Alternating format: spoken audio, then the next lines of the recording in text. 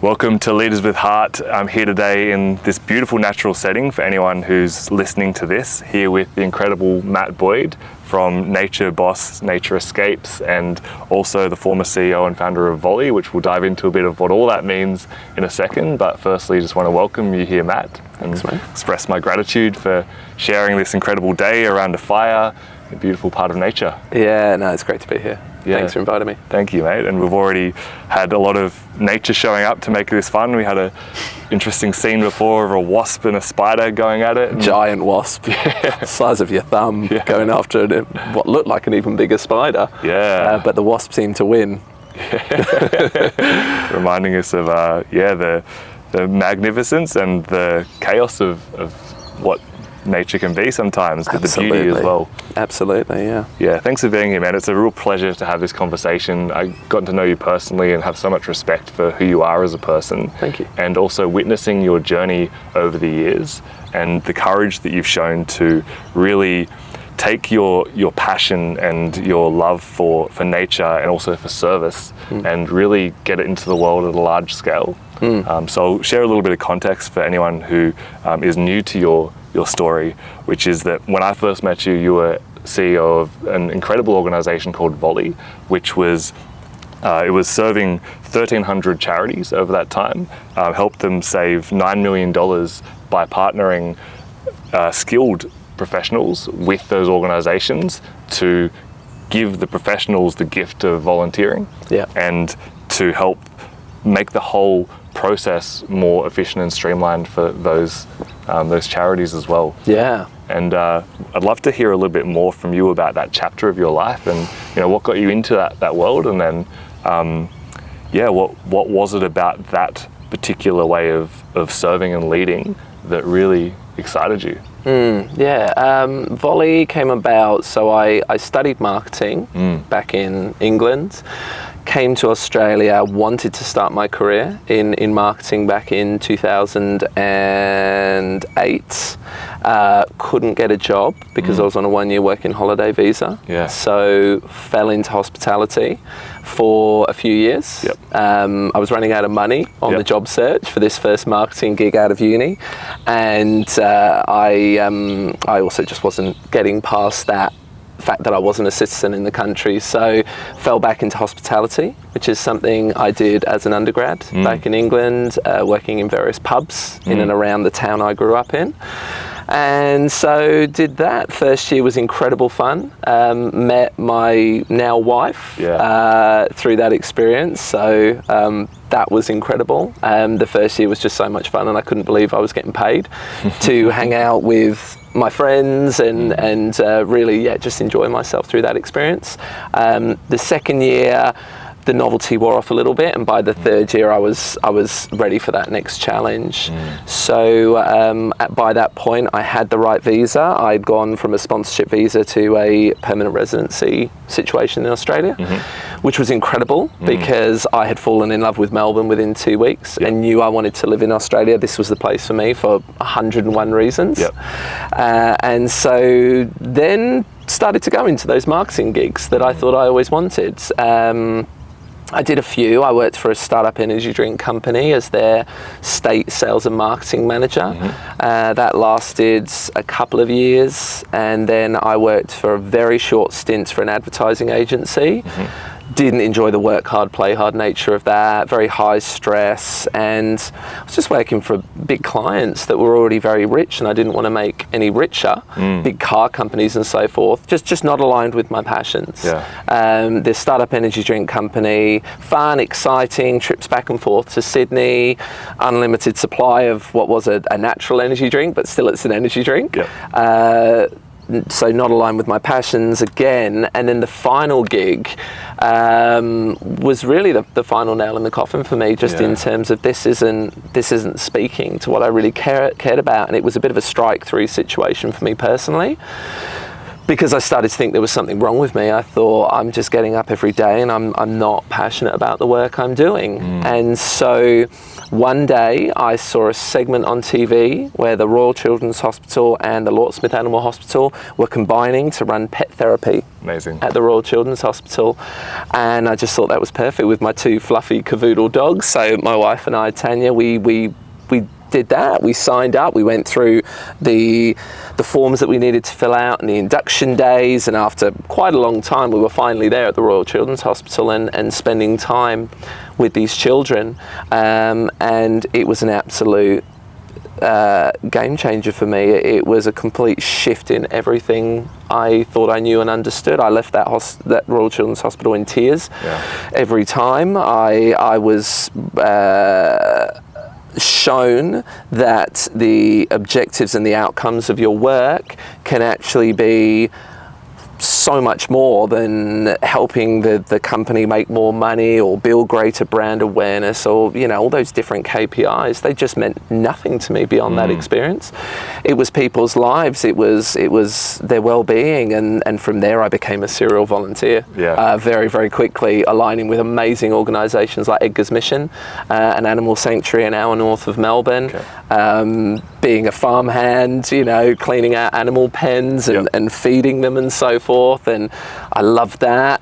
And I helped mental health organisations run different events. I did so much, and some of it was not the most exciting thing in the world, when I would just be like helping a wildlife charity to sell stuffed toys at a Sunday market at Ceres. Amazing community garden north of Melbourne.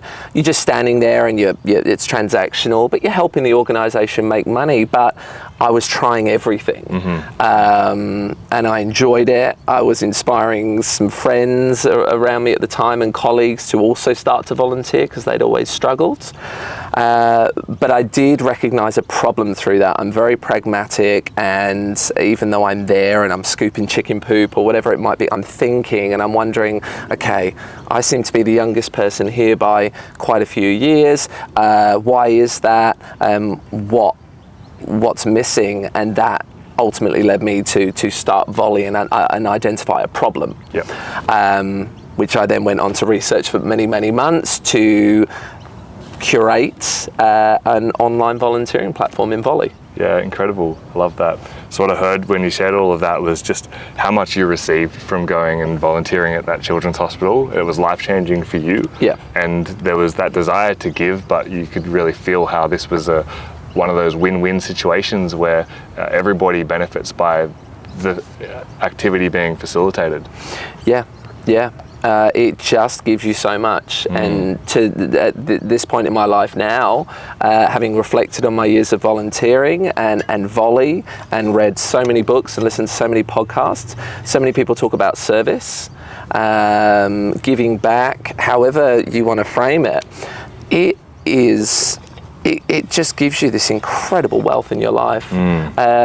Volunteering can really be seen as quite a selfish thing. It's often framed as something very selfless. You're giving up your time, sometimes a bit of money, needing to spend on petrol or whatever the costs are involved in volunteering, but it gives you so much. And the communities within the charity sector and the volunteering sector are amazing. You just meet really wonderful people. You've just got to look beyond the fact there's no monetary gain from what you're doing. There's different kinds of gains, and they've been amazing for me. And really just changed my life. Love that. One of my big beliefs is that leadership is primarily about service. And it sounds like with volunteering, that's such a beautiful way to practice that service and to be able to just show up in selfless service, but knowing that we receive as much, if not more, than what we give. Absolutely. As well. Incredible. And so Vollie was grown then from this initial seed of recognizing the problem, realizing that there was a way to connect the dots of where there were people needing volunteers or people wanting to volunteer but not knowing how. And then tell me about how that grew into, what did you say, 10,000 professionals that? But maybe probably tens of thousands. Yeah, it was. That we understood from the research that people want to change the world in their own way, but they struggle how to. Then back in 2016, when we were launching Vollie, to now, it's gone next level in terms of people's time and capacity, attention spans. But even back then, it was limited for people. People wanted easy outcomes, quick solutions. So we just knew that younger generations, and that was Gen Y at the time. Now it's Gen Z very much in the workforce, and they're putting Gen Y to shame in many different ways. But Gen Y really wanted to change the world more so than past generations, or at least they were trying to, and they struggled to get involved. And the volunteering process was just, there were so many roadblocks in the way. You would reach out to a charity. I did it so many times, and I want to get involved. Sorry, there's nothing right now. We haven't even understood the skills that I have and the passions that I have. Charities are time poor and cash poor. It's an impossible situation. So let's streamline that process so that it's easy for people to identify opportunities, but also easy for charities to articulate their needs. And that's what Vollie was. It was a 4-click process to landing on the platform and identifying what you're good at and what you care about, to then projects appearing through that search filter and you being able to apply on the spot. And on the other side, for charities to create projects in a minute, or at least a couple of minutes, just with pre-scope project templates and then the inbuilt messaging and file sharing. So that's what the platform was about, and we were just seeing so many connections every single day through a non-existent marketing budget as well. Yeah, I love that. I really love as well this piece around helping people help in their most aligned, powerful way, the way that they're meant to help. Like I've had the same experience with volunteering where over my 20s especially did a lot of different types of volunteering, and I'd have an opportunity in Hong Kong, for example, where I'd be painting the walls of an orphanage, and then I'd step back and look at the wall and go, that's worse than when I started. Right. Like, why am I here? That's a classic bad volunteering experience as well. And I did know charities that did that. The children's cancer charities that were getting corporates to come in and paint their boardroom. And I know, because I spoke to the CEO of that organisation and many others, they were just finding jobs for the businesses to do. And to fast forward a second to what I do now, I know we'll get there, but it's about solving real problems, because there's no shortage of them, not creating corporate days, events just that solve the brief for the client. That I cannot do that. It's just a facade, and it doesn't benefit anyone.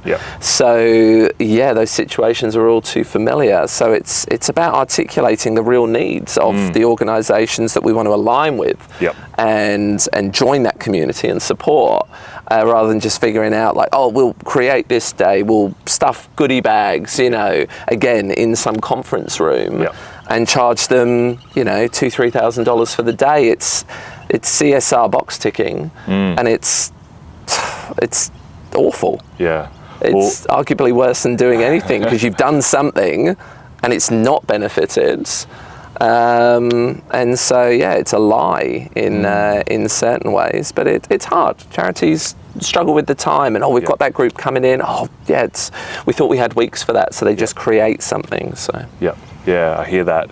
I really want to double click in on this piece here that you modeled so well with this business of matching the skills with the problems, because it's such a great lesson for us as leaders in any field as well, where whether it's managing a team directly inside a company, or in your case it was managing a workforce unpaid of thousands, tens of thousands of professionals, and matching them with problems spanning across thousands of charities, and finding the best way that the role can match the skill. And it's something that like it's really important in an organization, right, to make sure that, yes, people have their job descriptions, but are we actually identifying what this person's strengths are? Yeah. At a skill level, also at a personality level, at a experience level, all of these things. And it sounds like that was a problem that you really, identified and went deep with. Yeah, because you need to understand what you truly care about.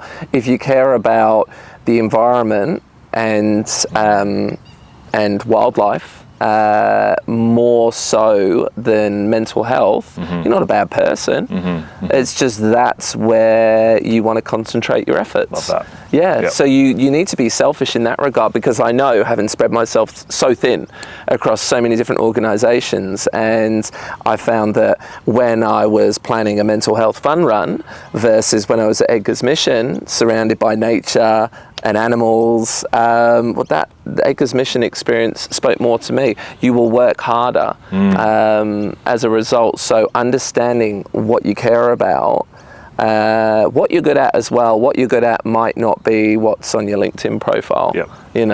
Because a lot of us study. I'm still figuring it out as well. I feel like I'm really coming into my, my area of love and where I want to be with my career. Thank God, I've just turned 40. Yep. But it took me a long time. I studied marketing because I couldn't think of anything else, so. Accounting. Yeah. So where do you want to concentrate your efforts? And sometimes you need to be a bit brave around that, because and I've experienced it in recent times, like questioning where you want to take your career at a point where you could arguably be at cruising speed. This is what I'm doing, but if you're not particularly fulfilled, then you should probably take a new course. So yeah, being brave enough to explore new skill sets and something you might want to do. You've studied accounting your whole life, but you've always wanted to do videography. You've always wanted to do something more creative. Well, do it. And I think volunteering is a great avenue to do that. Definitely. Because it's low risk. You're not quitting your job and trying something else. That is that's a nice way to actually sense check where you're going in your life. You are an accountant, this is what you're doing, and at the weekends you're going to run a mini festival for this children's charity. Well, all of a sudden you're trialing event planning skills, and then you realize, wow, that was so much more enjoyable than what I just did. And I've heard it many, many times, people going into volunteering and over a period of time quitting their jobs, moving into a new field. That's an incredible thing. Because you got to do what you love. You got to do what you're passionate about. We all have hard days, but you should be passionate about what you do. And sometimes think, and today's a good example, this isn't a bad Tuesday. 100%. What an office. So that's a great segue, because when we've recently reconnected, I was so inspired by the courage and the authenticity that you've modeled, by what on the surface, for me at least from the outside looking in, could see you running Vollie and could see the scale of how it had grown, and you were on the project and you had all these metrics of how it was absolutely thriving, and I'm sure it was. And for someone who's so passionate about being purpose-led, I was also seeing you as someone who was making so much impact in the world, and all of this is true. And it wasn't your highest truth.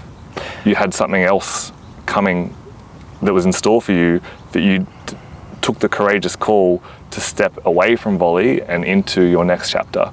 Talk me through that process. Vollie from the outside looked like it was just absolutely thriving, and it was in many different ways. Building an online marketplace of volunteering which had not existed in Australia, and thriving, and jumping into the back end, the CMS every day, and seeing great, we're just having our morning coffee and we've already seen 24 applications and 40 new projects, and the marketplace was alive. That was fantastic. A sad reality of volunteering is that there's not a great deal of money in it. And so for it to be sustainable from I have no aspirations to be a multi-millionaire, and that's not how I want to live my life. I want to be comfortable, but I'm not passionate about that. So I was fine with it just making ends meet, but it was slowly getting there. But COVID happened. It cut off the revenue source that we had, which was white labeling the software for corporates and universities. Yep. We'd won some great clients, some big universities, some big corporates, but COVID just decimated the international student market for universities, and they were just hemorrhaging money, and corporates had their own struggles as well. So the truth was it never made a huge amount of money. It was reasonable. So it needed to become more of a side hustle focus for me as a result, because I couldn't continue to just commit so much time to it when it wasn't going to be that one role that would have allowed me to go where I wanted to go. So I was thinking about that model, but in a slightly different way, and I've always been passionate about the environment and wildlife, and speaking to corporates for years about trying to hit these corporate social responsibility targets, and sustainability was just growing and growing and growing, and corporates not knowing how they can do that. So I thought, well, what if we built a platform that respectfully challenged corporate events, which can be a little bit dull sometimes, and just hiring a function space, putting some money behind the bar, everyone's just standing around with a beer or a glass of wine in their hand. What if we got teams out into nature more?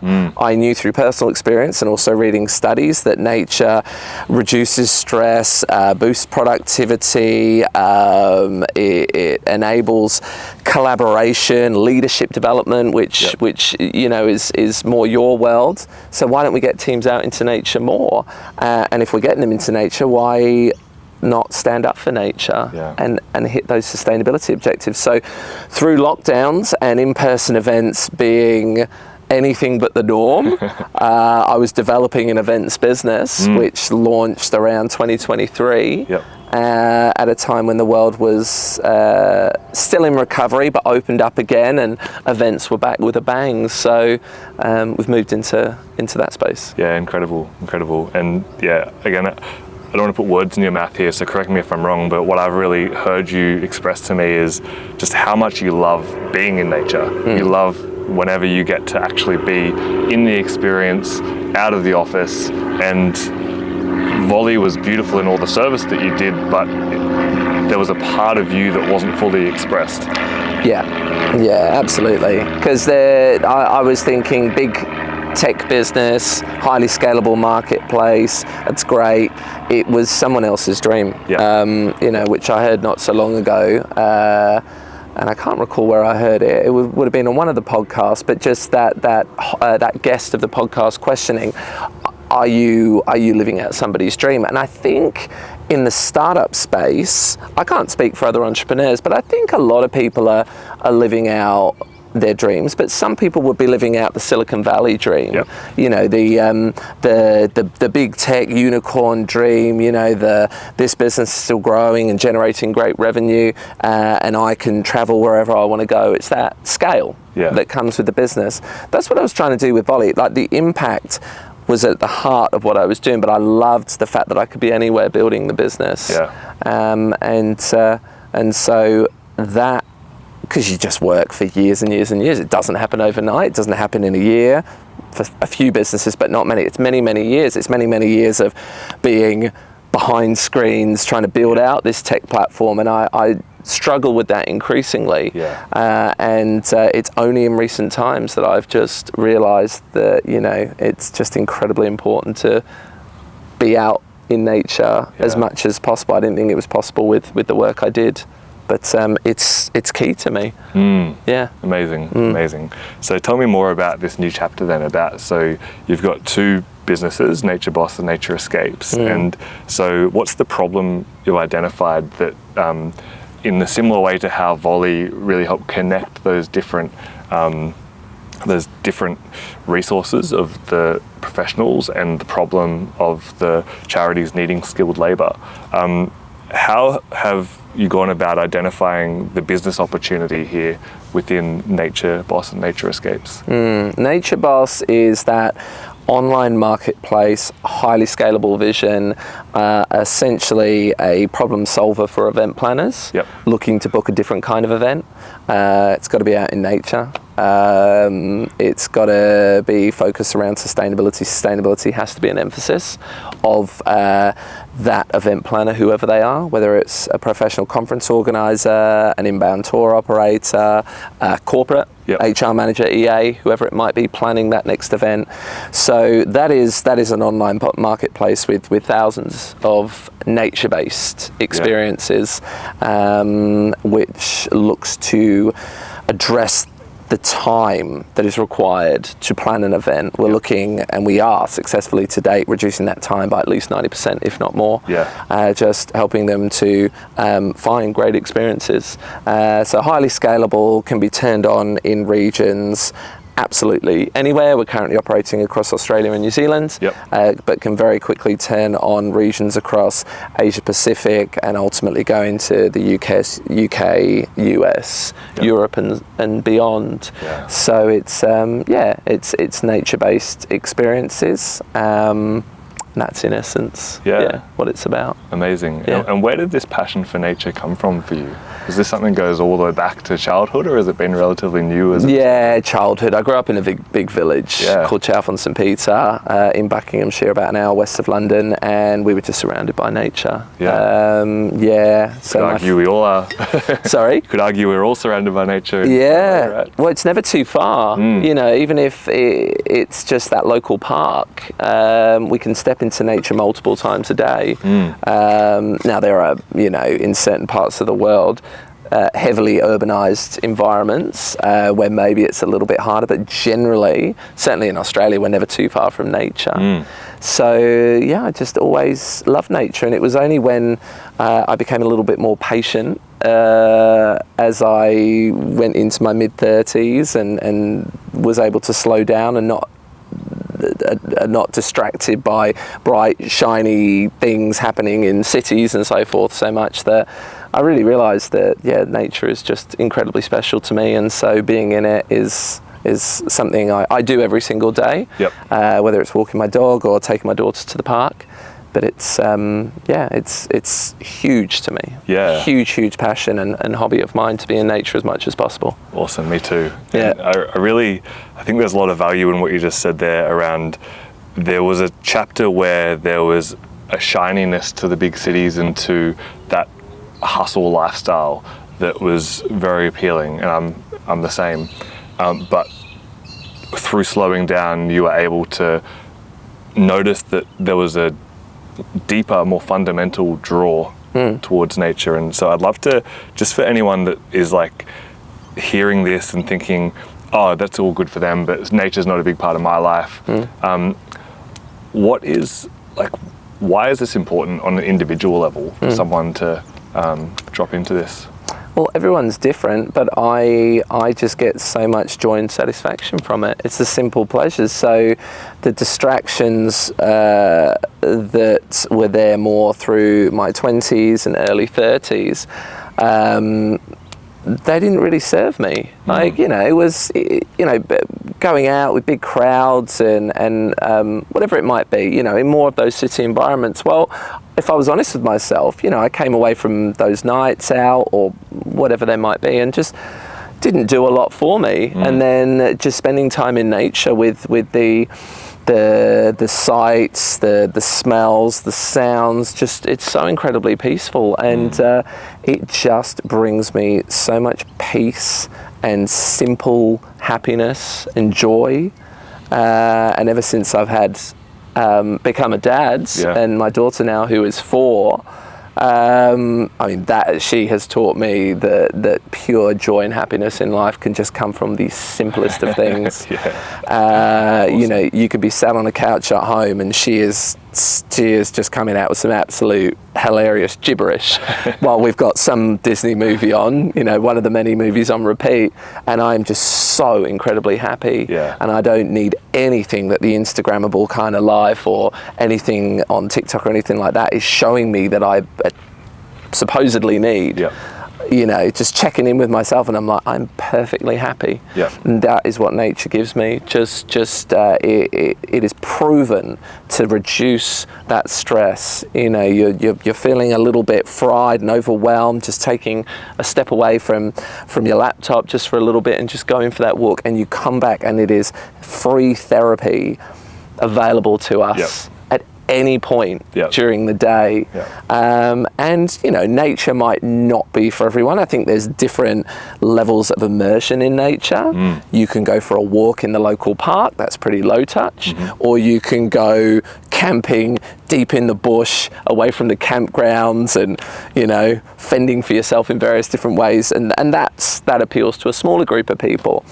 But nature is just such a special thing available to us, and it just gives me so much. I love that. Yeah, I really resonate with that, and to speak to my own experience. And some people might resonate with what I'm going to say, and others may not. But I personally have found that the times when I've chosen to look for those faster-paced, shinier lifestyles and those choices, I was seeking something and telling myself that I needed more than I already had to be happy. And that was coming from a place of a trauma response, a response to pain inside myself that I hadn't given the presence and the time to heal. And that's fine. That's actually an important part of my life that I had there. But there's been other times where, having been through processes to grow through those challenges, the slowing down has allowed me to realize that, as you've already identified, everything's already perfect as it is. We already have everything we could possibly need. And it might be hard for some people in certain life situations to fully agree with that. And I'm not here to tell them that that's right or wrong. But my personal experience has been that just looking around at nature as is enough. There's so much abundance just in this moment.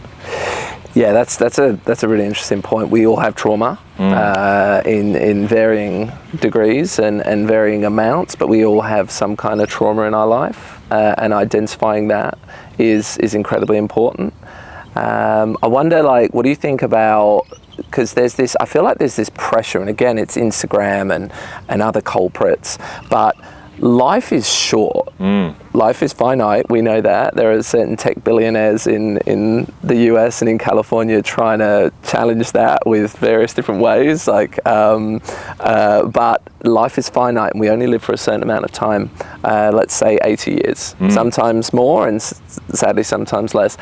As you get older, it seems to speed up. It happens to me a lot these days where, my wife and I, we're going, just whatever milestone it is, during the year, it might be Easter, just as an example. And I will genuinely feel like it was 6 months ago that we were celebrating Easter. Actually, Father's Day is a good example, because I asked my wife just recently, so we celebrated Father's Day not so long ago. And I said to her, Father's Day must have been on a different date last year. No. She's like, it's the same day. I'm like, how was that a year? That feels like 6 months for sure. And I think that scarcity creates a lot of, unnecessary pressure in people to live their life to the fullest. And I've been the biggest culprit of this. Got to live your life to the fullest, maximize your time. And what is absolutely fake about that is doing more stuff, traveling more, just experience, which is all what Instagram is, just everybody's having the best day ever. Well, everyone's on their own journey, but for me personally, I think it applies to a lot of people. That doesn't actually bring you that much happiness. You might be, again, ticking boxes. You might be getting the shots of you in certain places and seemingly having a really great time. But again, it's only through becoming a dad and slowing down, as you said, slowing down in nature, that I realized, wow, what are we seeking through all of these, as experience collectors? What are we seeking through that? If it's trying to get approval or impress people outside, like, you know, our whoever, friends, family, whoever it is, well, that's not great. Like, true happiness comes from within. You should never be reliant on others to be happy. You should not be seeking happiness, validation, whatever it might be, from other people. So if you're this experience collector type, go, can't stop, well, there might be a problem there. And I've found through being more patient, and again, I'm speaking from experience because I was guilty of this, and that experience creator, live life to the fullest, you're not actually as happy as when you slow down and just enjoy the simplicity of life. Yep. Yeah, I fully agree. Like, I've had that experience with travel myself, where for a large part of my traveling days, the goal was to have the highest number of countries that I could visit.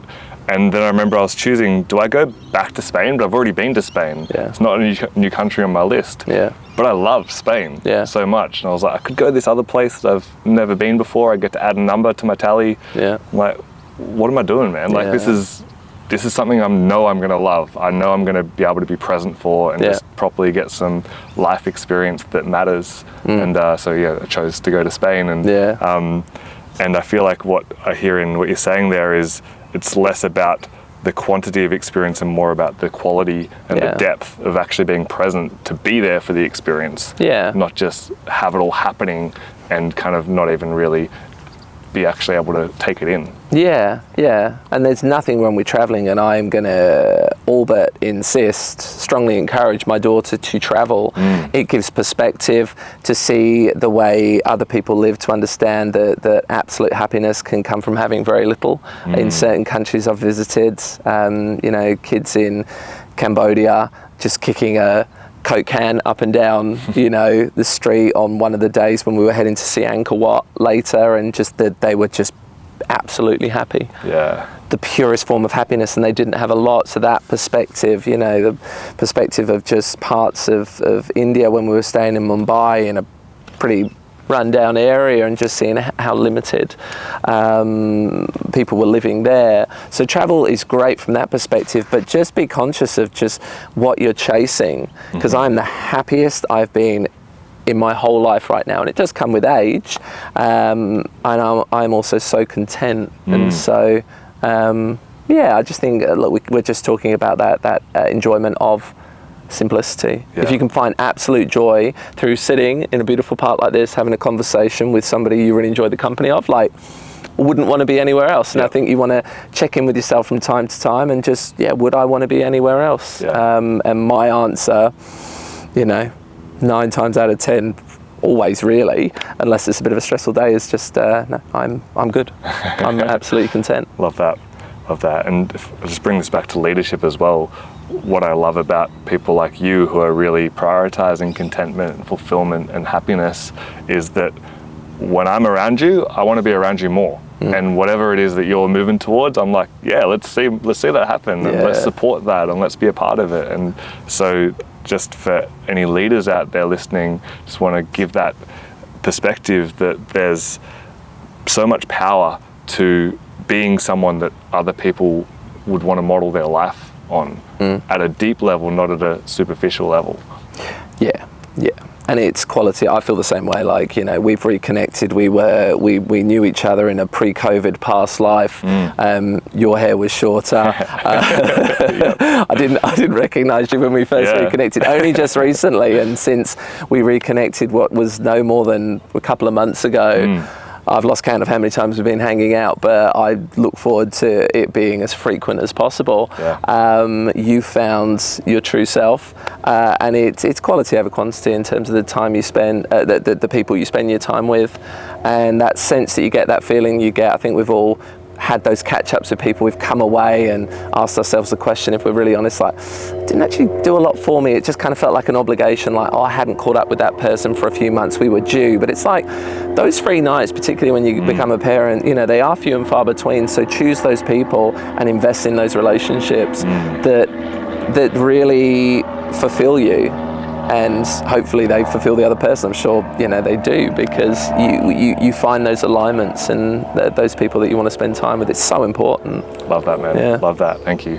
And yeah, I'm excited that we're going to be spending more time together. Yeah. And it's actually a great time to mention something that we're putting together coming up in the new year. Yeah. Kicking off in probably January, February, we're going to be creating a group of leaders who are aligned, leaders who love nature, called Nature Loving Leaders. Yeah, I think it's pretty catchy. Yeah. So this is for people in Melbourne who want to come along and connect with us, but other leaders who are also just, again, there might be parallels or synergies with the work that people are doing, but this is more at a core level of like, do you love nature? Yeah. Great, I want to have a chat with you. Yeah.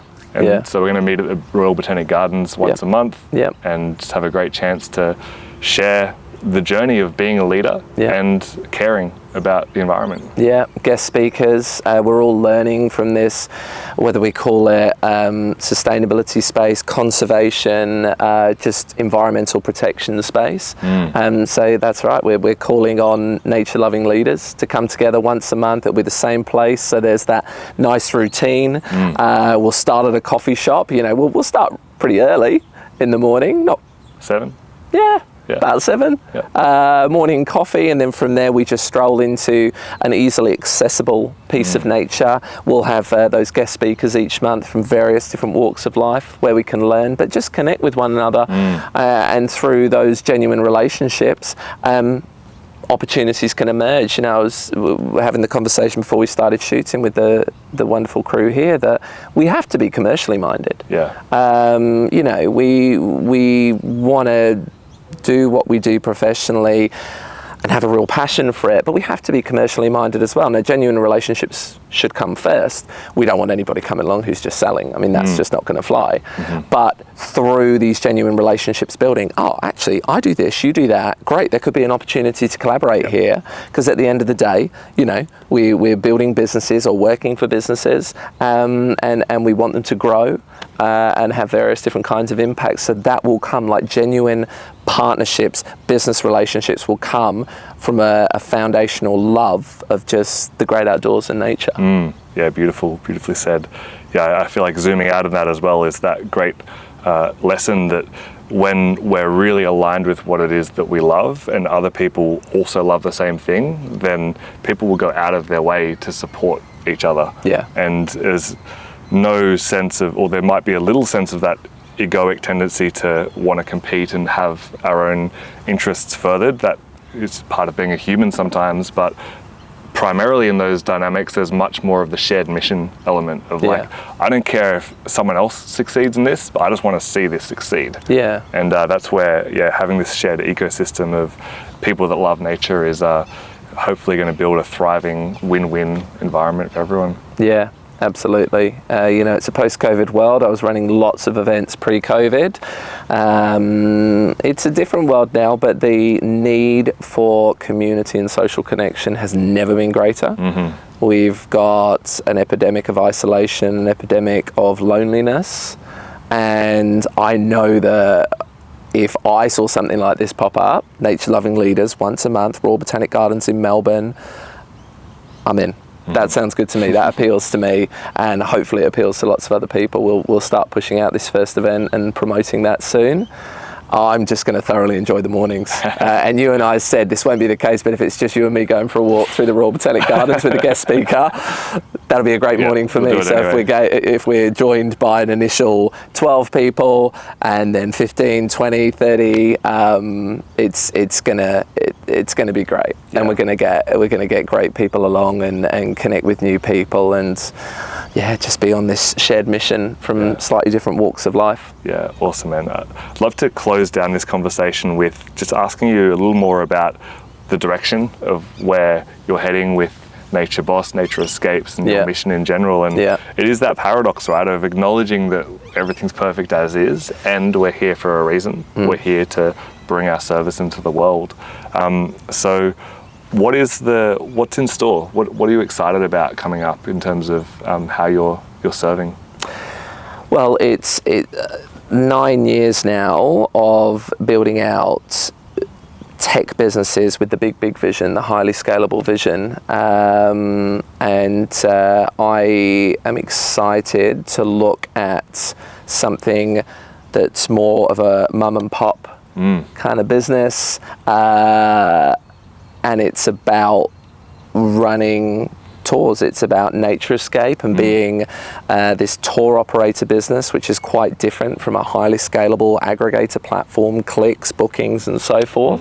For me, it is just about myself. It's going to personally serve me to get out into nature more and run groups and just be out and about more often with nature escapes, a handful of curated experiences which focus around sustainability, social connection and well-being, which is in its early stages, but they're going to be groups. It could be groups of businesses, maybe general public as well, but just running these tours which reconnect people with nature and hit those 3 points that I talked about there. And so a conservation type experience, giving back to the land, yoga, meditation, sound healing, that well-being experience wrapped around, and the general social connection, authentic social connection that comes from these tours. So, it'll have me on the bus more, traveling down the Great Ocean Road and in various different parts of the country over time. Who knows where it's going to grow to, but start small, understand the appetite for people to have a nature escape and grow from there. But it feels really good. Since I reconnected with you, we're both aligned on this mission, and there's some collaboration and lots of productive discussions being had. So yeah, awesome, man. I always find that coming into the end of one year and the start of the new year, it's a great time to be reflective. And don't discount the epiphanies that come to you through slowing down through that period. And I seem to have had quite a few of those ahead of time. So end of this year, going into the new year, can be some good planning for that. Excited to see what 2025 brings. Yeah, incredible, man. Well, thank you so much for sharing your wisdom and sharing your experience. And it's a real honor and privilege to get to know you and to see your journey. And where can people find you if they want to connect and potentially arrange one of these nature escapes, or just to find out more about you? I'm not big on the social media thing, but I'm on LinkedIn. If you search Matthew Boyd, then I'm usually the first one to pop up. Any interest in the nature escapes opportunity? So we've just launched our new website. It's natureescapes.co. So there's ways to send an inquiry there and learn more about those tours that we're planning. So two great ways to get in touch. Epic. Thanks so much, brother. It's been a pleasure having this chat. Also likewise. want to shout out Pablo and Tayla. Thank you so much for your work behind the camera. And until next time, have a beautiful week. Thank you.